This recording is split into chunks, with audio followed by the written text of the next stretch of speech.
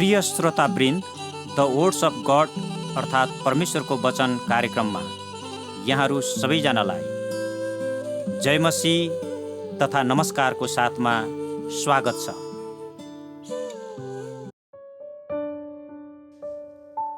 आजको वचनको शीर्षक रहेको छ सन्तुष्टि सहितको भक्ति। पहिलो तिमोथी 6:6 र 7। सन्तुष्टि सहितको भक्ति नै ठुलो लाभ हो, किनकि हामीले न त यस संसारमा केही ल्यायौँ न यहाँबाट केही लैजान नै सक्छौँ।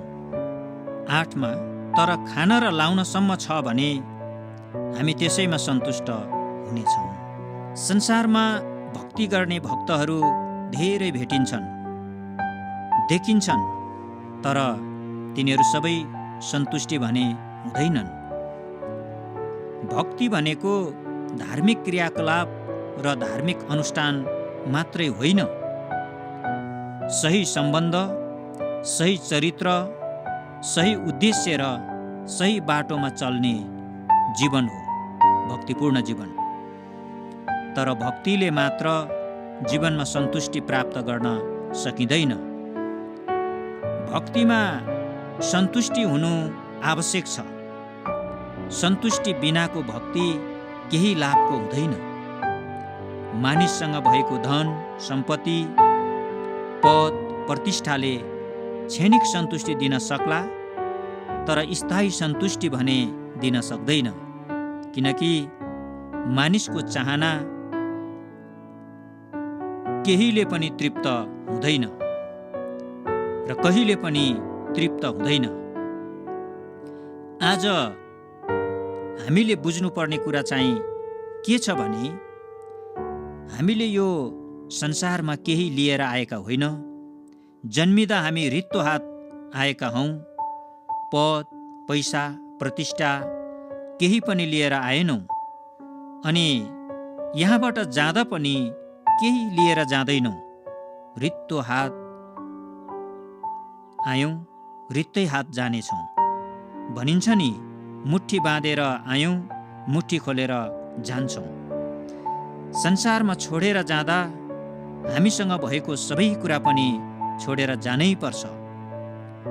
हाम्रो बैंक खाता, घर जग्गा, गाडी घोडा, पद केही पनि साथमा लान सकिँदैन।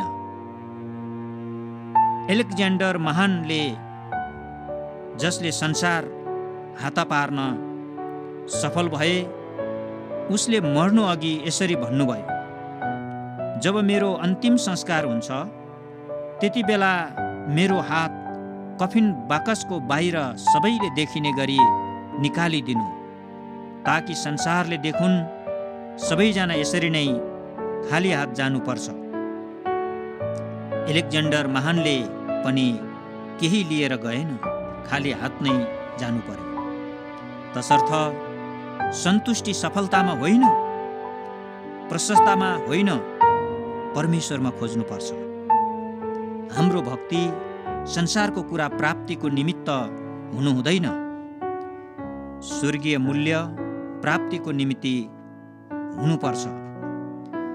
सन्तुष्टिको मूल जरा नै प्रभु हुनुहुन्छ। दाउदले भजन सङ्ग्रह 23मा भन्दछ, परम प्रभु मेरो गोठालो हुनुहुन्छ, मलाई केही कुराको अभाव हुँदैन। प्रिय श्रोतावृन्द, हाम्रो जीवन भक्तिको जीवन हुनुपर्छ, तर सन्तुष्टि बिनाको भक्ति होइन। सन्तुष्टि सहितको भक्ति हुनुपर्छ। सन्तुष्टि सहितको भक्तिमा मात्र ठुलो लाभ छ। हामीले यति बेला आफैलाई प्रश्न गरौँ, मैले भक्ति त गरेका हौँला? दैनिक आराधना, उपवास, प्रार्थना, वचन अध्ययन, दान भेटी, दशांश, यी सबै, तर के म सन्तुष्टि छु? परमेश्वरले हामीलाई कतिको भक्तिपूर्ण जीवन जियो भन्दा पनि कतिको सन्तुष्टि छ भनेर हेर्नुहुन्छ। त्यसैले सन्तुष्टि सहितको भक्ति गर्न संसारको कुरालाई होइन, माथिको कुरालाई हेर्न सिकौँ। देखावटी भक्ति होइन, अन्तस्करणबाट भक्तिको भावलाई प्रस्फुटन हुन दिउँ र ठुलो लाभ प्राप्त गरौँ। धन्यवाद। जय मसीह। सबैलाई परमेश्वरले आशिष दिउन्। आमेन।